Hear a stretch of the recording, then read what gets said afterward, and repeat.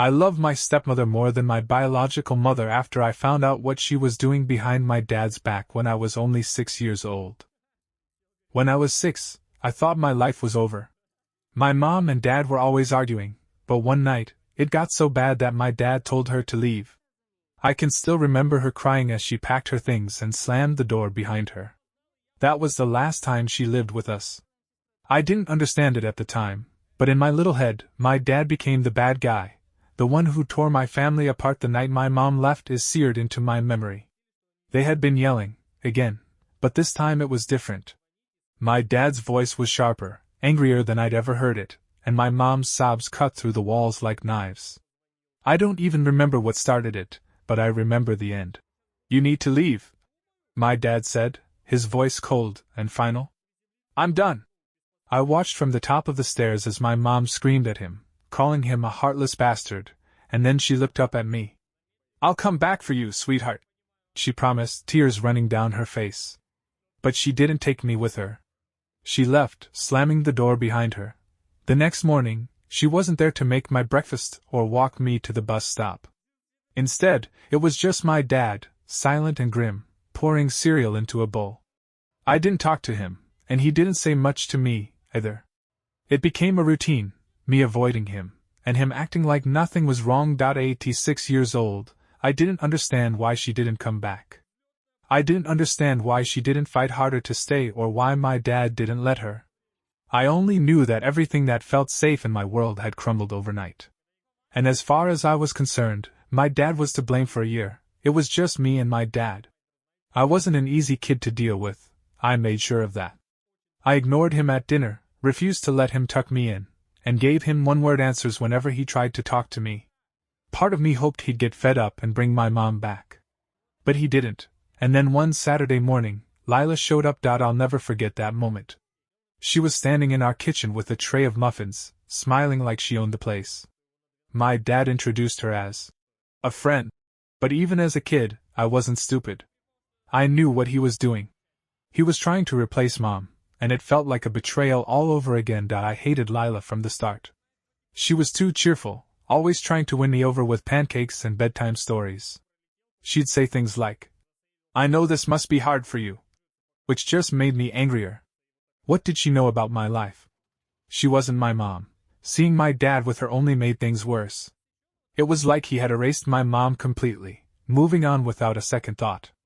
To me, it confirmed everything I believed about him, that he was the bad guy who kicked my mom out and didn't care about the family he broke.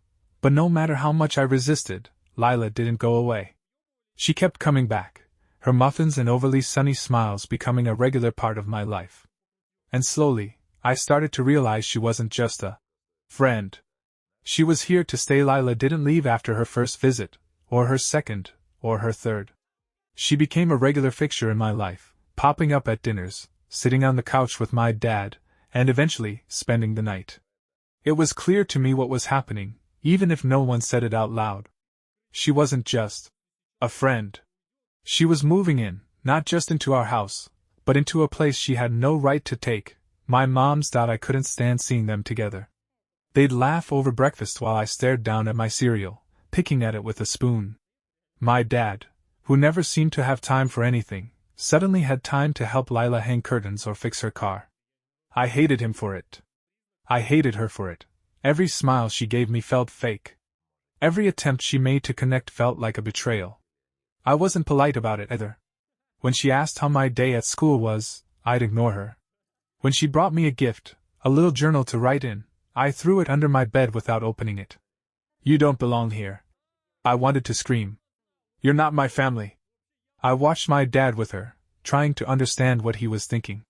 Did he miss my mom at all? Did he even care that she was gone? He never talked about her, not to me, not to anyone. It was like she had disappeared, and he was fine with it. Once, during dinner, I worked up the courage to ask, "Why doesn't Mom visit?" I blurted out, my voice shaky but loud. The room went silent. My dad's face tightened, and Lila glanced down at her plate, as if she wasn't sure if she should say something. "She's busy," my dad said finally, his voice stiff. "It's complicated." "Is she coming back?" I pressed, my heart pounding. "She's not." he said quietly. I told you that before. And that was it. He didn't explain why, didn't tell me what had gone so wrong between them that there was no fixing it. I was 6, and I didn't need complicated answers. I just needed to know that my mom still loved me, that I hadn't been forgotten. But my dad never gave me that reassurance, and I started to believe it wasn't just him who didn't care, it was her, too. Meanwhile, Lila kept trying. She'd show up to my school plays when my dad had to work late, clap the loudest, and tell me how proud she was. She made me lunches with notes tucked inside, telling me to have a great day. She even sat with me when I got sick one night, rubbing my back as I threw up into a bucket. I didn't understand why she was doing any of it. What did she want from me? I was sure she was just trying to impress my dad, that I was some obstacle she had to get through to make him happy. And I wasn't going to make it easy for her. The worst moment came a few months after Lila started staying over. It was a Saturday morning, and she was making pancakes in the kitchen. My dad was helping her, something I'd never seen him do when my mom cooked. They were laughing, teasing each other as they worked. It felt so wrong that I stomped into the kitchen, glaring at them. Why are you even here? I shouted at Lila. You're not my mom! You're just some stranger! She froze, the spatula trembling in her hand. For a second, I thought she'd yell back. But instead, she set the spatula down and crouched to my level. You're right, she said softly. I'm not your mom. I'm not trying to replace her. I just want to make things a little better, if I can. I didn't know how to respond to that.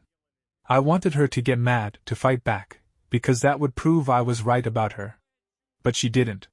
She just looked at me with this sadness. It was the first time I saw her as something other than an invader. But that didn't mean I was ready to trust her, or my dad. By the time I turned 8, I'd settled into an uneasy routine. Lila was still around, but I made sure she knew where she stood, on the outside. I didn't yell at her as much, but I didn't go out of my way to talk to her either. She tried to bond with me, but I wasn't interested. In my head, she was still the reason my mom wasn't coming back. But as I got older, I started noticing little things that didn't add up. For one, Lila didn't act like someone who was just pretending to care. I'd seen adults fake it before. Teachers or relatives who smiled too wide and asked questions they didn't really want answers to. Lila wasn't like that. She remembered the details. The names of kids I didn't like at school, the fact that I hated peas, or the way I liked my pancakes extra crispy on the edges. Then there was my dad.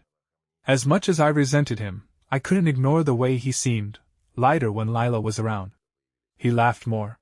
He didn't snap at me as much. It was like he was finally letting go of whatever anger or sadness he'd been carrying. At first, that only made me angrier. How could he let go so easily? But then I wondered if maybe I'd misunderstood him. Still, none of it explained why my mom had left. Why she hadn't fought to stay. Why she never called, never visited, never even sent a letter. It didn't make sense. She used to tell me I was her whole world. So where was she now? One day, when I was about 9, I finally asked my dad. We were in the car, driving back from a baseball game. Lila hadn't come because she'd stayed home to cook dinner. Why did Mom leave? I asked suddenly, breaking the silence. My dad's hands tightened on the steering wheel.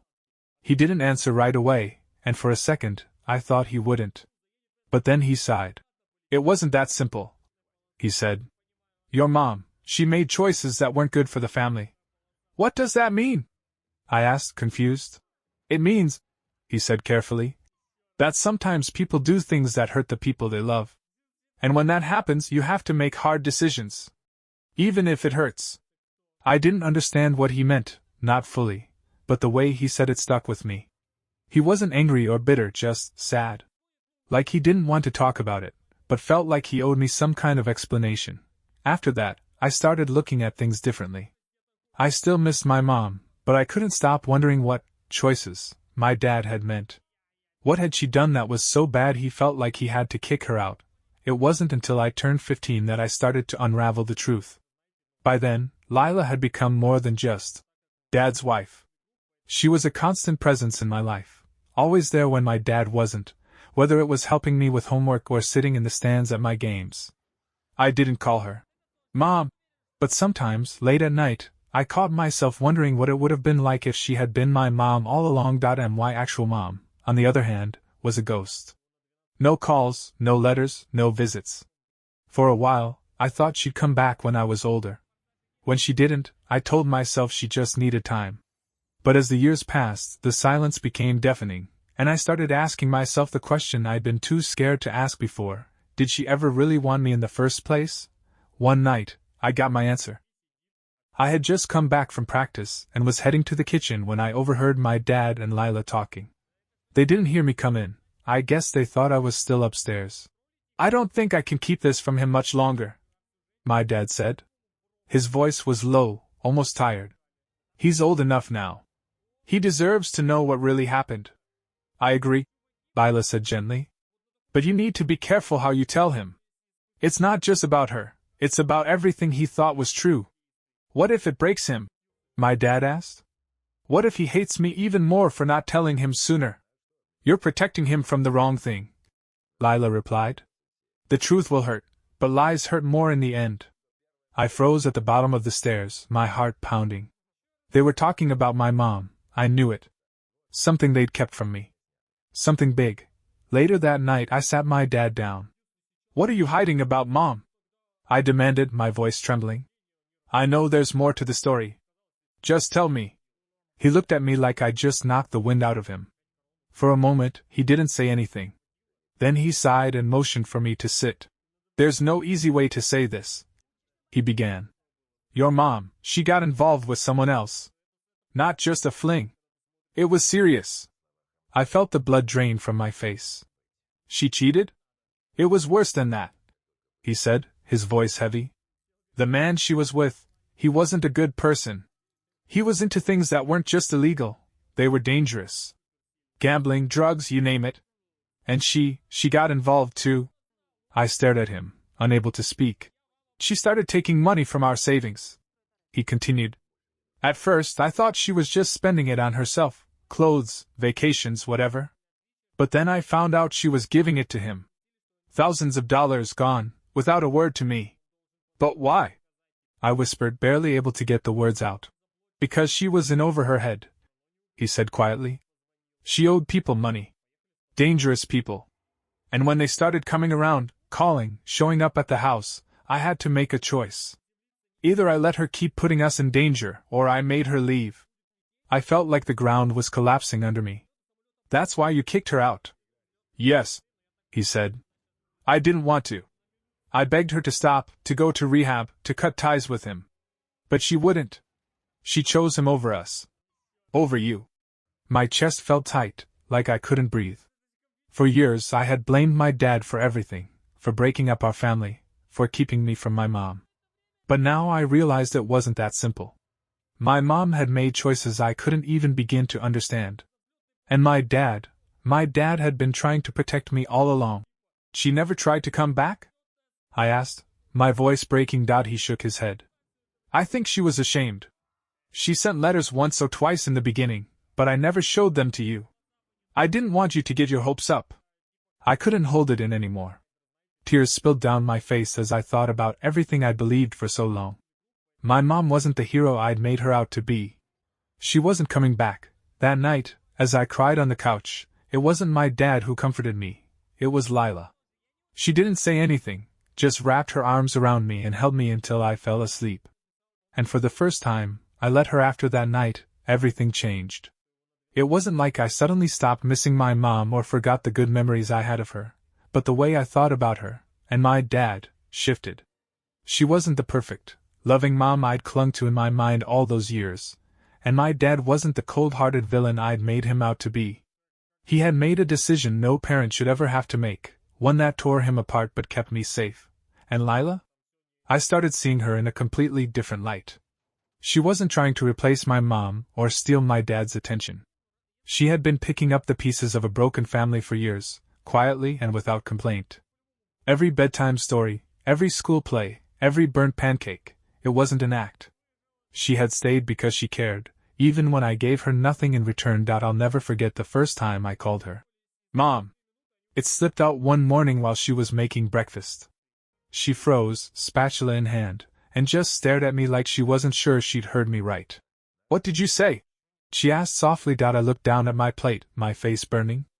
I said, "Thanks, Mom." Her eyes filled with tears, but she didn't make a big deal out of it. She just smiled, ruffled my hair, and went back to flipping pancakes. But I could tell it meant something to her. And to me, too. As I got older, I started talking to my dad more about what happened. It wasn't easy for him to open up. He was a private man who kept his pain to himself, but piece by piece, I learned just how much he had sacrificed to keep me safe. "I didn't always get it right," he admitted one night, after we'd been talking for hours. "But everything I did for you. I just hope you know that." "I do now," I said. Looking back, I don't know how he did it, raising me on his own for a year, carrying all that guilt and responsibility. But I do know one thing: if Lila hadn't come into our lives, I'm not sure either of us would have made it. And why Mom never reached out again. Sometimes I still wonder where she is, if she ever thinks about me, if she regrets the choices she made. But I don't dwell on it the way I used to. I've learned to let go of the version of her I held onto as a kid, the version that never really existed. These days, when I think about Mom, it's Lila's face I see. The woman who showed up when everything was falling apart, who stayed even when I tried to push her away. The woman who became my family, not because she had to, but because she wanted to. And the thing is, I don't just love her, I admire her. Because it takes a special kind of person to step into someone else's mess and make it better. To make a broken kid feel whole again.